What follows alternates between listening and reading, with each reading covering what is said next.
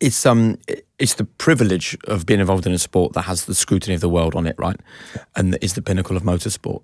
But obviously that in itself brings challenges. And you write very movingly and very honestly in your book actually about that 21 season, not about the result, not about even the job, but about the sort of mental toll. Yeah. What was going on there?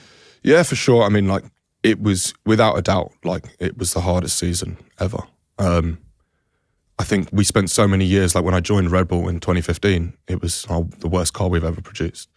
Like we had a terrible year that year. No one got a bonus. We were fourth in the constructors, engine issues, and we spent all that time knowing, from 15 up to sort of, 18, 19, we knew we weren't going to be in a position to beat that Mercedes car that was so good and a team that was so well drilled and so well structured that, we weren't in a position to fight for a championship in all those years. So what we did was we just built behind the scenes all the other little bits, parts and logistics and sort of the way we operated, and we became so much better operationally as a unit that we got to 2021 and we felt ready, we felt prepared.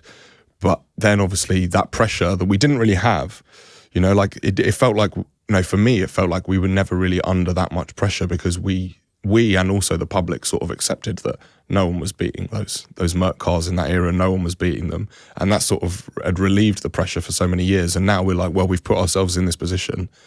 We have to perform. We have to come through.